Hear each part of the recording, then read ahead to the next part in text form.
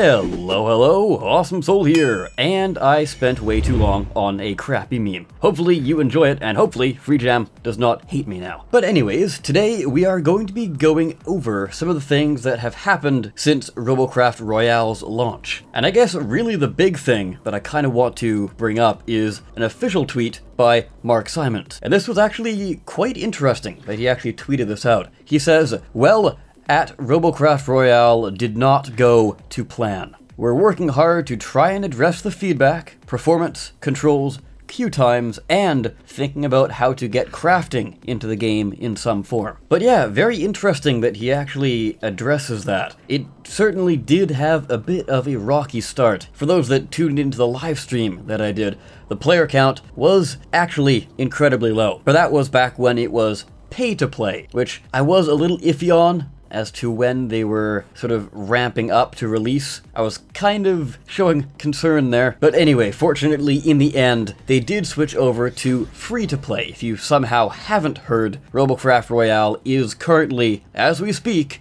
free to play. So go on, pop on over. The player count is a lot higher than it was on the live stream that I did.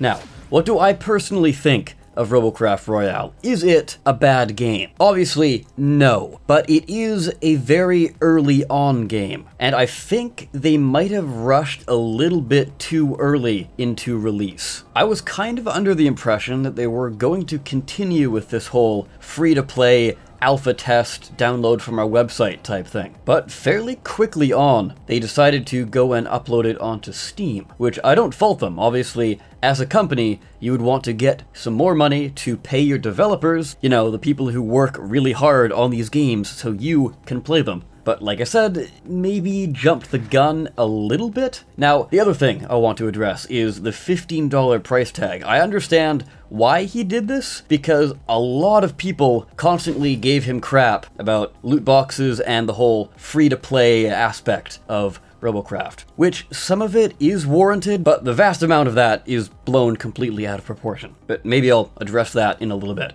Anyways, jumping back to the $15 thing. I understand why he did it. He sort of wanted to try a different method out. See if players would like this method rather than the free-to-play method that regular Robocraft has. And it kind of ties into what I was saying before. They needed some more alpha tests, so there was more features in the game to warrant this $15 price tag. If they had have waited a little bit longer, then yeah, maybe I could see people actually wanting to pay the $15. But in the end though, hopefully this will work out in their favor, because one of the reasons that Fortnite is such a big Battle Royale game is it's free. It's highly accessible to people, and it doesn't have as high of a PC requirement as something like PUBG has. And it also helps out in another way. Having a bunch of free players to pad up the player count definitely helps a lot, especially if you want to have 100 players in a match consistently. And that is the draw of the game after all. That's what people are here for. Now, hopefully that didn't come off as rude or anything. I certainly didn't mean it that way. I was just kind of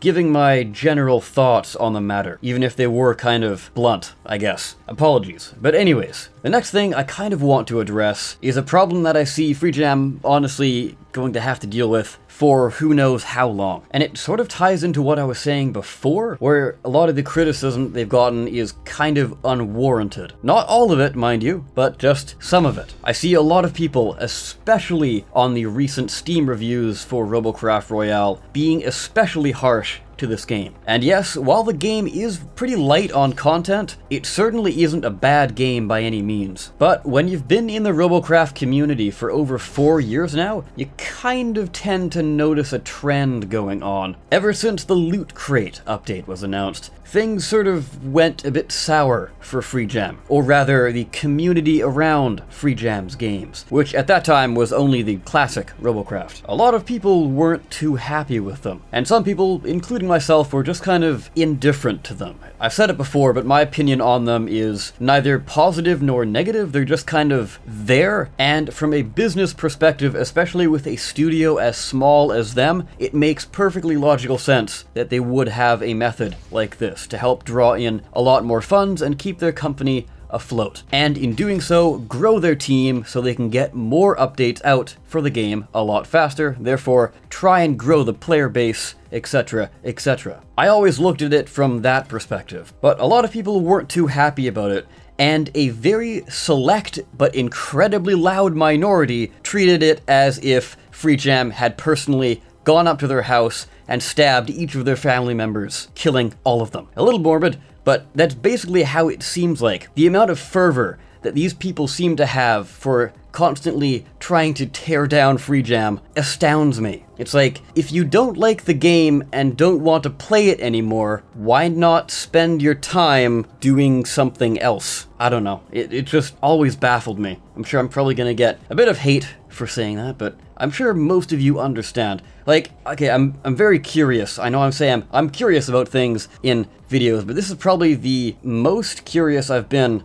about a certain topic, and that is, what is your opinion on, I guess, this weird level of hate that's kind of been within the community, sort of under the surface? I want to know what your take on it is. And I guess one thing I will address while I'm here, I've sort of kind of gone over it, but I just want to make it clear. I know people in that select minority that I mentioned probably think I'm a little bit too easy on Freejam, or I'm a Freejam shill. I've heard that once, but yeah, not really. One, I am Canadian, so yes, I am rather polite, but also I understand that it's very difficult trying to make a game. Going through programming, it dawned on me that, you know, it's not easy trying to program things. And it's a lot more than just programming too. There's art assets, you have to plan things, you have to plan events, you have to plan how to grow your game, you have to advertise, you have to do all these things. And if you have a small team, well, then somebody who would normally be doing art or coding is spent trying to grow the community, or do marketing, or do the taxes, or do everything else. And I also realize that these are human beings. We're not dealing with some super ultra intelligent AI that can pump out the perfect game to suit your perfect needs. No, these are people, just like you and me. We're all not perfect, and we all make mistakes. And life is one big learning experience.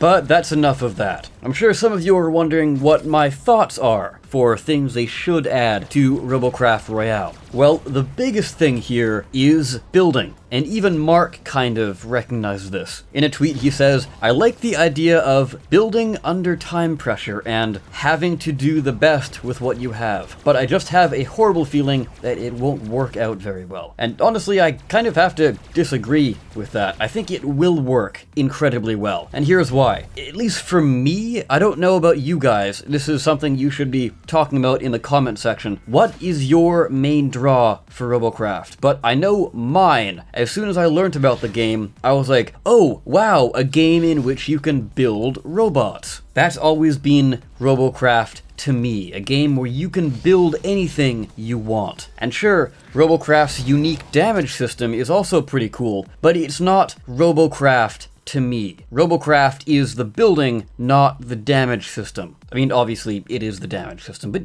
you know what I'm trying to get at. Anyway, what I personally think needs to happen is weapon drops on the ground. Sort of like how the power-ups work. You could go into a building zone, and it would be in most buildings, or perhaps you could just simply stop where you are and build there. So I've kind of talked about this on Twitter. I don't know if you saw the tweets, or if you're even following me on Twitter, but if you aren't, you probably should. Shameless plug. But anyways, what needs to happen is implementing a building system as simply as possible. What I mean by this is make it incredibly easy for players. So, when you're on the main screen, you could go and build a robot frame. You would then save that to your blueprint section, and then once you're actually in a match, you could go into build mode, and you could either strap this weapon you've picked up onto your existing robot, or you could open up the blueprints tab and just select the blueprint that you want. This frame would essentially act as a huge mass of pre-built cubes in the shape that kind of fits your playstyle, meaning that if you like to have two heavy weapons on either side, then you would have lots of mounting points already pre-set up to work with all heavy weapons on either side, meaning that all you would need to do is select your frame, add your weapons, and you're done building. Additionally, Freejam could also provide a lot of pre-built frames for players to use as well. I think a system like that is fast, easy, and most importantly, simple enough for new players to understand, as I'm sure a game like this will draw in a lot of regular Battle Royale players who aren't really familiar with Robocraft's building system. With this frames idea, there would be very minimal building, meaning that it won't be complicated for them at all. What do you think about that though? Would that work in your eyes? Is that something you would personally want to see in the game, or would some other kind of building method work better?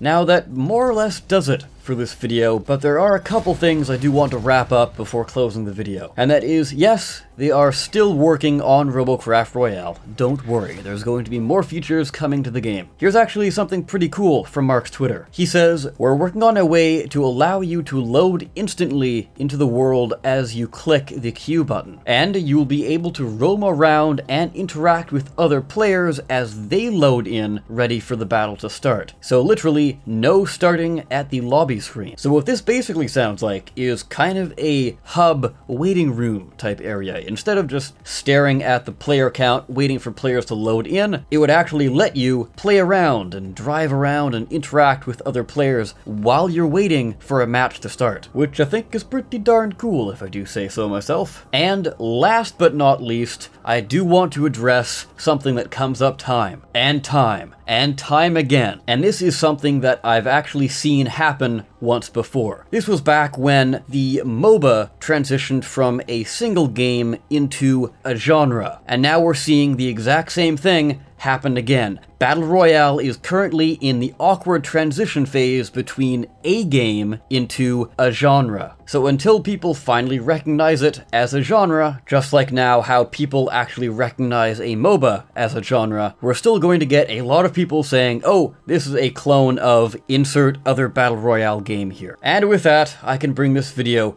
to a close. Hopefully you enjoyed this kind of discussion. I haven't really done one of these in a while. And on top of that, hopefully you enjoyed the effort I put into that meme at the beginning. And if you are from FreeJam watching, no hard feelings. I just felt like editing something together and making a meme. Obviously what had happened there is Rick probably saw the Steam tweet and thought he was retweeting that, not the actual quoted tweet. But anyways, now I will wrap the video up right here. I of course have been the Awesome Soul. I thank you all so very much for watching. I'll see you next time.